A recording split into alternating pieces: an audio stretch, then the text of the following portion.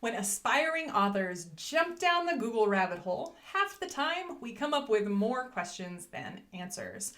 And one question I've been getting a lot lately is about the types of memoirs. I totally get this because if you Google types of memoirs, you will come up with definitive lists of every type of memoir that range from 4 types to 20 types to probably even more. So today I want to give you a simple rundown of the types of memoirs that you need to know about to make the best choice for you and your book. Stay tuned. You want to know the biggest reason that first-time memoirists fail to finish their book? Is they don't have a plan. And that is why my team at Page and Podium has put together an absolutely free resource called the Memoir Method Checklist. It is going to take you all the way through from that very first seed of an idea all the way to when you get to hold that beautiful book in your hands. You can download this resource right now at pageandpodium.com/checklist and get started making your plan so you can be sure you're one of the lucky ones that finishes and holds that book. Happy writing. So first, let's talk about why are there so many listicles out there that give so many different types of memoirs, and why don't we have any agreement on even the definition of the basic subgenres? Well, the answer, as I was speaking with the answer is that most of the time when these new genres are created, they're created in terms of the book by the author, but they're coined in terms of the term, usually by academics.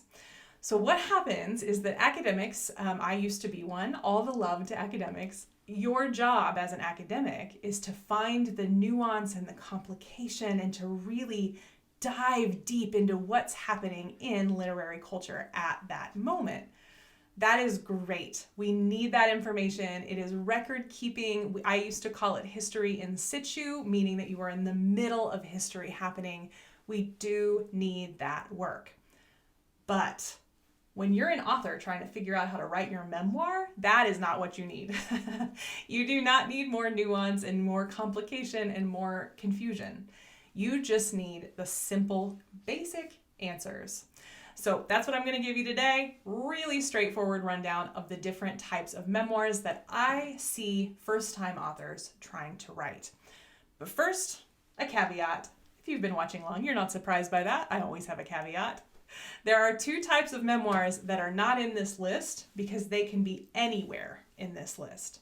The first is a memoir that reads like fiction. This is the hands down most common type of memoir that people come to me to write because they know they need that really engaging story arc. They want those vivid, visceral details. They want scenes that make the readers feel like they're there. And that is what my company specializes in. But knowing you want a memoir that reads like fiction does not tell you what type of memoir you're writing. Any of these types can read like fiction. The second type of memoir that is not going to be included here is a memoir that you mean to do a particular thing. So we have a whole quiz on this. I'll put the link in the show notes. That quiz you can find at pageandpodium.com/quiz. And it will tell you about what your underlying goal of your memoir is. It helps people get a lot of clarity about why they're writing, as well as it will give you, if you are the inspirer, it will give you our recommendations for publishing a book like that. You might be a whistleblower. In that case, we give you some kind of legal, not advice, we're not lawyers, but some things to watch out for, some things to ask your actual lawyer about, all that kind of thing. But of all those 6 types that we identify in that quiz, they can all be any of these types I'm about to talk about today. So those 2 things, memoirs that are kind of doing a particular thing in the world and memoirs that read like fiction, those are not subgenres. Those are just descriptions of the type of book that you want to write.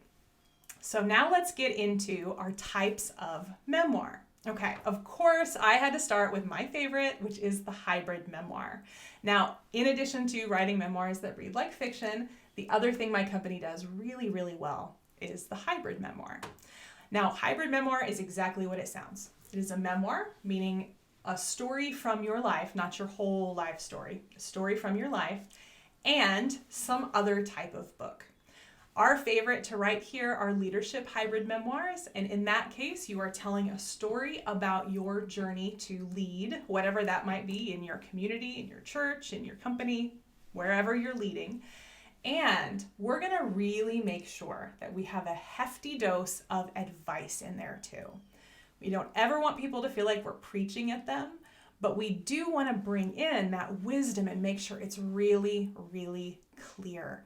So that can be, again, that can be a leadership memoir. We have done like nutrition book memoir hybrids, a lot of self-help memoir hybrids. So in this case, you might be giving, kind of psychological or mindset advice in addition to a really hard thing that you overcame. Those are all hybrid memoir. So if you are weaving together your stories as well as things that you want to teach other people, a hybrid is often the way to go because it is already set up to take all that vivid storytelling detail and weave in the other ideas. It's a hybrid. People love them. All right, so number 2 is the legacy memoir.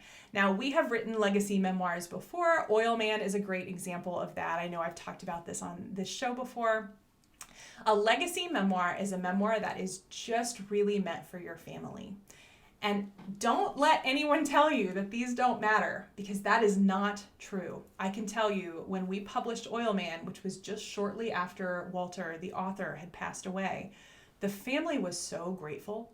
Imagine when someone passes, I think there's always this very natural human urge that you regret not asking them things.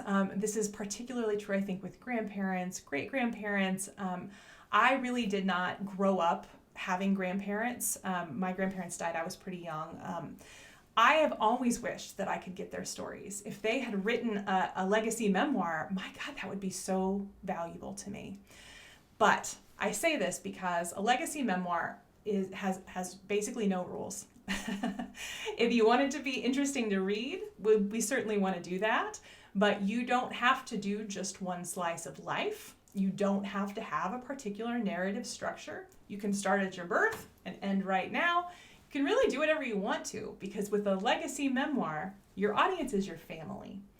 So, unlike a hybrid where we are trying to reach people we don't know, with a legacy, you know your audience really, really well. So often the most important thing is that we get all those details in and that we make it really, really readable so that 5, 6, 20 generations down the line, it's still really enjoyable for people to read about your life or a family member's life. And that brings me to number 3, which is the portrait memoir. Now, a portrait memoir is a really interesting type of memoir, in my opinion, because usually we think of a memoir as telling our own experiences, our own stories, and it's really about our own growth. But with a portrait memoir, we are actually telling, rather than our own story, we're telling someone else's story through our eyes of watching them do the things. So this is a lot of times like a father-son or a mother-daughter, mother-son, any genders can write this type of memoir. But what we are doing is reflecting on our time with that parent or that grandparent or that aunt or business mentor. And we are sharing our experience of them through our story. So the purpose is not kind of, our own growth, although that usually is a part of it. The purpose is reflecting on that other person's life and the things that they did and the way they inspired us and all that we learned from them. Okay, so a portrait memoir is, in a way, you drawing a portrait of how you see that other person. It is your reflection on who they are, which is very similar in many cases to the next type, which is the braided memoir. Now, this has been a really, really popular type of memoir to talk about recently, and I've been getting some questions about it, so I for sure wanted to include it here. A braided memoir is when we have more than just one story, and we're going to weave them or braid them together. So we just talked about a portrait memoir, right? Where we have another person who is playing a very, very major integral role in our story. In fact, the book is really as much about them as it is about us, the author. Well, a braided memoir will allow you to do that in a little bit of a different way. So For example, if you're wanting to write a memoir about your family, maybe you want to write about, when your family immigrated into the US, maybe you want to talk about how did they build their lives, that can be a really great candidate for a braided memoir. What we would do then is we might take your, great-great-grandmother, we might take her kind of diary entries, and we're going to tell her story. And then maybe there were similar things that you went through too, right? Maybe she really loved her children, and then you've kind of brought those values through too. And then maybe you pull in your aunt, and she also you see a lot of your grandmother in her. So we're kind of telling these different stories, and we're weaving them all together. Now, often families will want to write these together, which I love. I will tell you, it is really difficult to publish a family memoir where we have a lot of different family members writing in there, but they can be so, so powerful if you have an existing audience that wants them, or if you're going to kind of combine the legacy memoir with the braided memoir, because you can give each of your family members their own voice. And we did this at one point, this has been a few years ago. We did this for a family that wanted to talk about, they had escaped a genocide. It was a really a harrowing story. And they wanted to bring in all the different family members' perspectives on what that was like. So it was, the children were very, very young when they fled. The parents really they were teenagers when the genocide broke out. They kind of fled. And then there also was another generation that was the grandparent generation where they were actually still in that country. It was such a great experience. The grandfather came over to the US and I got to interview him. He did not speak English, but the family translated. I thought it was so special. And the book is so, so special. I know they will cherish it forever. But what we had to do was really think about, okay, if we have all these things happening, we have all these scenes, who is going to tell this story? And how do we hand off who is telling the story at different times? Now, that is not the only way to do a braided memoir. Sometimes braided memoirs are also different times in your own life where you're drawing parallels. Sometimes it will be kind of different themes that you want to have come together by the end. But I always think it's a little bit easier to think about it if you think of like in a fiction book, like a multi-POV fiction book or sometimes a multi-timeline. That's kind of what we're doing with braided memoir, right? We're pulling in these different perspectives, different stories, and weaving them together so that the end product, that book, is bigger than the sum of its parts. And finally, the one you've all been waiting for, but I thought I should throw it in this list, and that is a celebrity memoir. Now, could a celebrity memoir be any of the above that I just mentioned? Sure, yes, because really a celebrity memoir is just a memoir. But there's a really big difference, and that is that with celebrities, the things people want to take away are the actual details. What happened? What's the dirt, right? It's almost like an expose. And I'll bet you know, just in your gut, that for most of us who are not celebrities, it's not actually the details of what happened that is going to draw people in. The thing that's going to draw people in is the wisdom that you took away, the things that you learned.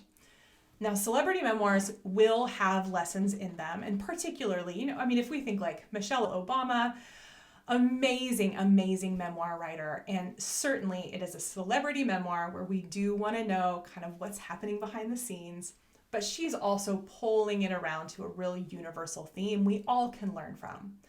But not all celebrity memoirs do that. A lot of times they're just leaning on the kind of hunger, the kind of the thirst for all that detail. So the reason I pulled celebrity memoir out as its own thing is that most of us cannot get away with writing a memoir like a celebrity would. Celebrities can get away with really many, many, many sins in terms of the writing world because people are already engaged. People are going to buy it because they want to know. So I pulled that off and bracketed it separately, even though most of the time I'm not working with authors who would be celebrity memoirists. Okay, so that is just my quick and dirty rundown of all the types of memoir that I see my clients, that I see people who consider themselves ordinary people, which ordinary people have great stories to tell too, by the way. But these are the types of memoirs that I usually see serving my clients the best. So let me know if there are any of these that you're in particularly you'd like to learn more about. I'm always looking for new ideas for video content, both for this channel and for inside of the Memoir Method, our group program for women. So please reach out. You can leave a comment here, or if you saw this through our newsletter, just reply and let me know what you'd like to see. Otherwise, please like and subscribe. Share this video with someone you think it might help. And stay tuned. I've got an awesome freebie that I'm going to introduce in the next clip. Stay tuned. I'll talk to you soon.